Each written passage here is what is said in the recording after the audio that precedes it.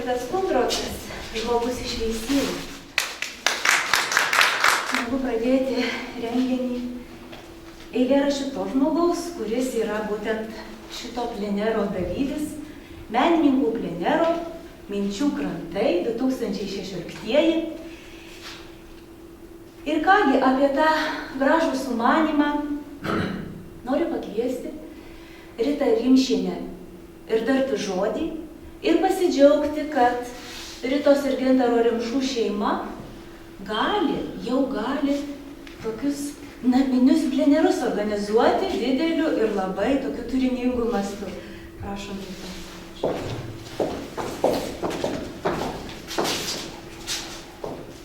Labą dieną. Jau keletą metų mūsų su Gintaru sodyboje esančioje labai gražioje vietoje prieš Lavanto ežero vykdavo susitikimai su dailininkais, kurių metu tapydavom, aptardavom paveikslus, diskutuodavom. Taip ir kilo mintis, kad reikia kažkaip surengti plenerą, pakviesti daugiau dailininkų. Tai yra pirmasis pleneras vykstantis mūsų sodyboje ir jo dalyviai yra Žemaitijos dailininkų sąjungos nariai. Sąjungai vadovauja dailininkė Regina Dombrovskaitė Plotnikova. Ačiū, mėlyjeji dailininkai, be jūsų pleneras nebūtų įvykęs. Manau, kad praleidome puikiai savaitę, kuri labai greitai prabėgo, atrodo kaip viena diena. Ir kad prisimintume atminčiai, noriu padovanoti po katalogą, kurį mes patys rengėme plenero metu. Kiekvienam menininkui tai aš pakviesiu. Prašau, Žemaitijos dailininkų sąjungos pirmininkė Regina Dombrovskaitė Plotnikova.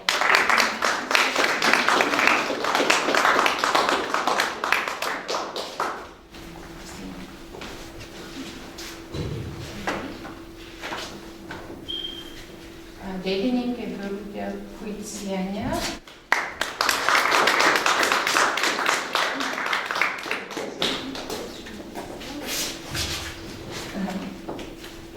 Dailininkas, menininkas, išradėjas, mano tapybos mokytojas Vytautas Pusas.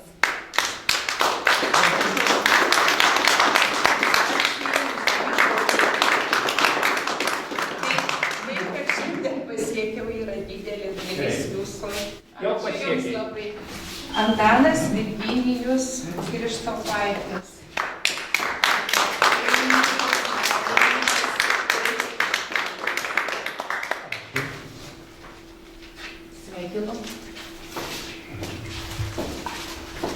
Eglė Lipinskaitė. Šiuo metu nedalyvauja, perduosiu jums. Eglė Lipinskaitė, dailininkė Larisa Mikolajeva.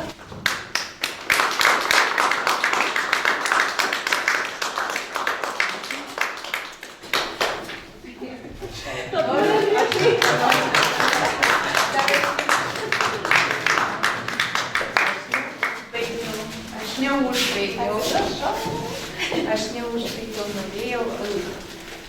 Dėkoju Veisiejų regioninio parko direktoriai Linai Žukauskienei, suteikusi galimybę eksponuoti mūsų plenero metu nutapytus paveikslus. Su meile. Taip pat jums noriu įteikti mūsų Velenčino plenero katalogą. Ačiū jums.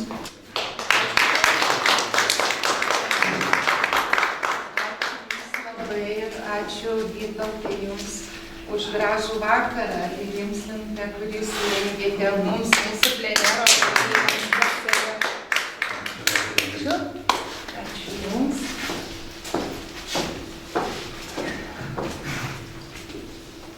Na ir didelis ačiū mano vyrui Gintarui, kuris man pagelbėjo viso plenero metu.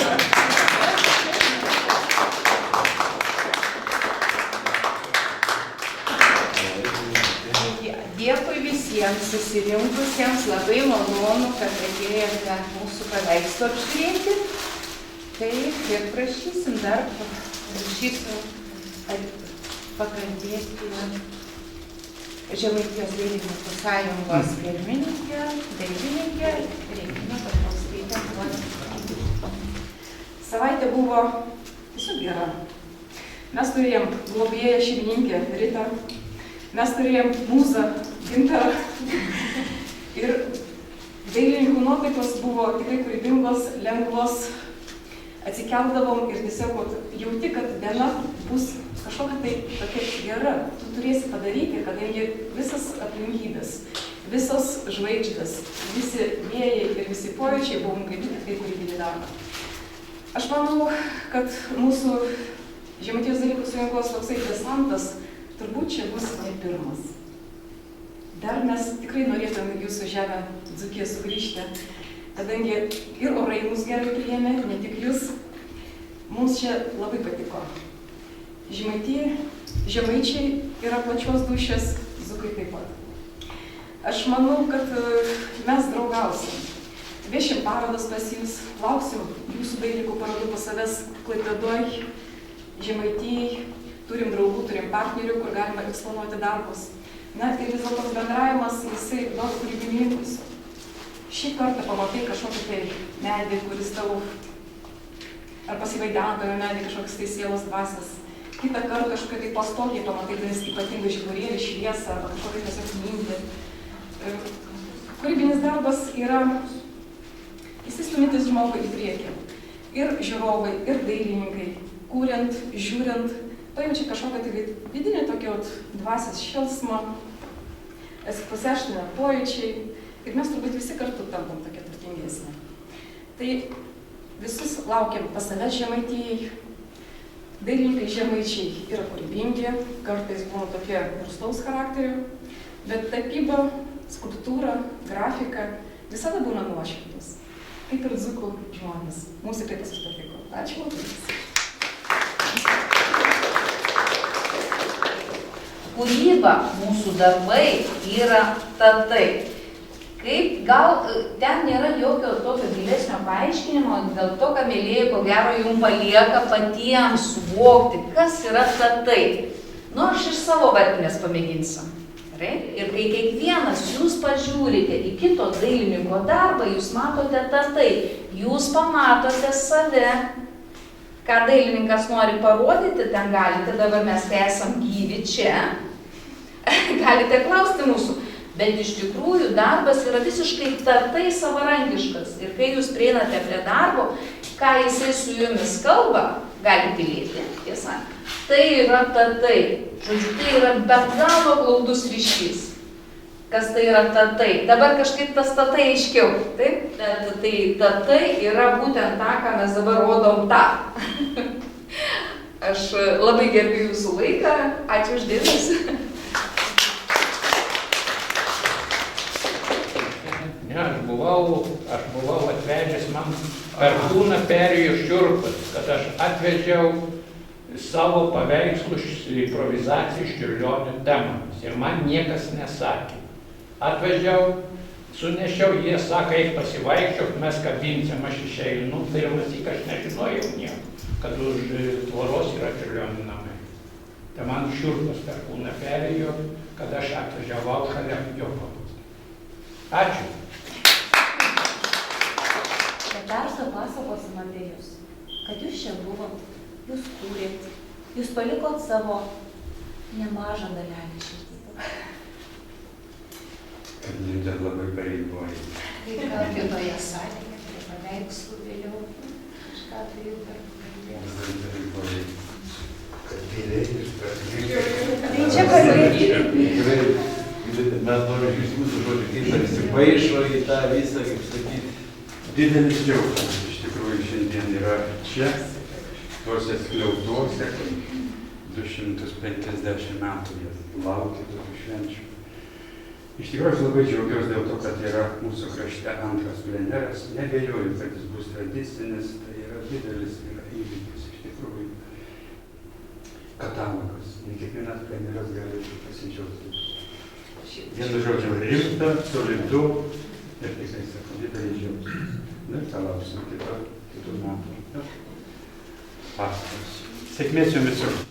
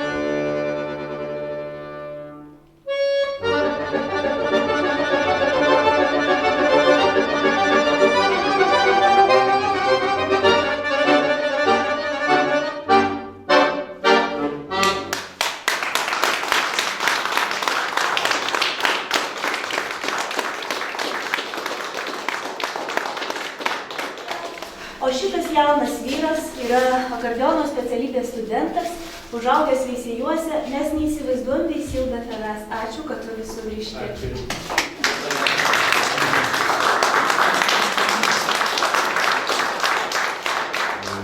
Turbūt pirmą kartą gyvenime teko bendrauti su tiek įvairių nuostabių žmonių ir aš pamačiau, ką vis dėlto reiškia ta tikro menininko ta tikroji ta mūza, ta tikroji revolė, apie kurį kiekvienas supa, kad kiekvienas turi tą savitą savo požiūrį, tą gamtą, supratimą, kaip jis stengiasi išreikšti, deda pastangų.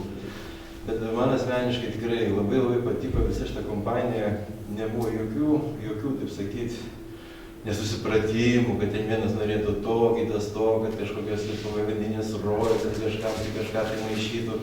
Tikrai tokia nuostabi aura ir tikrai, kaip buvo minėta, kad galbūt šitų paveikslų ta visa tokia, kaip sakyti, dvasia persikels į sieną, šitas, kurios jau tikrai ten daug amžių stovi čia. Aš manau, kad ir mūsų sodyboje ta, reiškia, išliks tam tikra dvasia tų žmonių, kažkoks atsiminimas, kad jie buvo čia vaikščia šitais tokiais, kad kažką tai stengiasi, kūrė, daug pasiseka kažkas galbūt ateity labiau pasieks.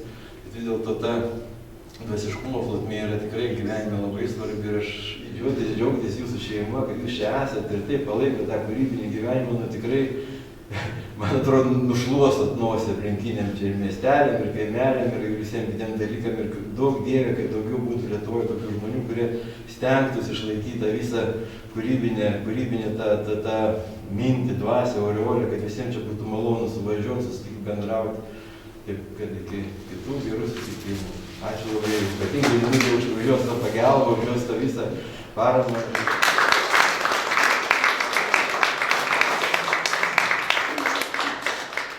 Aš nieko specialiai nedarau, aš tik čia esu. Atvira širdim. Tai yra vienas vaizdas su Klaipėdos senamiestiu, o kitas apatinis vaizdas tai yra jūsų Veisiejų bažnyčia. Labai lengvai, tiesiog labai lengvai kažkaip tai liejasi jūsų peizažas, grožėti. Ir kažkaip tai pamačiau tą mėlyną šešėlį, lengvą gelsvą tokią saulę ant bažnyčios sienų. Ir kada nuliejau bažnyčią, pagalvojau, reikia kontrastui. Tamsų Klaipėdos dangų, reikalinga griežta, sausa fachverkinė architektūra, tam, kad greičiausiai jūsų bažnyčia atrodė labai lengva, romantiška, barokinė, tokios lengvos stiliaus, gražaus, tokio kažkokio tai pakėlėto. Nu ir man atrodo, kad tie du darbeliai šioje sienoje žiūrisi savotiškai. Patiko ir faktūra sienos, ir pati architektūra pavaizduota. Na, akvarelė man duoda tokia kažkokia tai lengvumo, laisvės. Dešinėje pusėje padarė labai didelį įspūdį šimtamečių liepų alėja. Kiekvienas medis, nu, taip pat tai buvo ryte, pamačiau, kad tai kiekvienas medis turbūt turėjo savo veidą. Nes tai lyg tai žmogaus figūros su pakeltom rankom, su kažkokiam tai ištįsusiam, sakysim, tenais veido išraiškom. Ir matyti, su tokiam inspiracijom ir gyventas darbas. Bet šiuo atveju, sakysim, mano stichija turbūt akvarelė. Ačiū.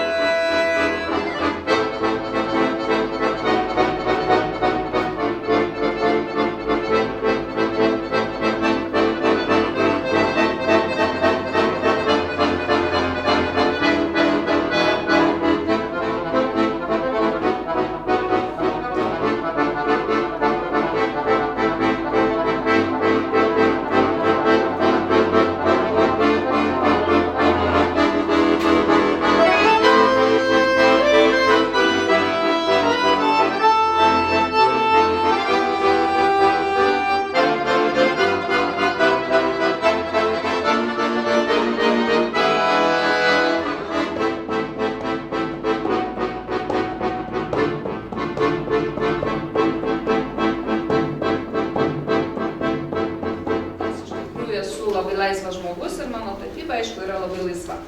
Čia aš pamačiau jūsų kraštą, mums čia pavežiojo, parodė. Jisai labai yra gražus, bet tai buvo tik tais, kaip suprantat, mes važiuojam, tik pasižiūrim ir turim važiuoti toliau į dar gražesnę vietą.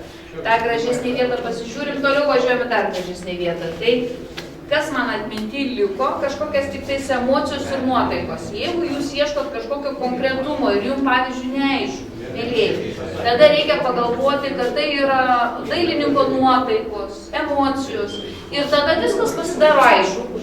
Nes čia dabar nebeaišku, kas čia. Niekas ne kas čia.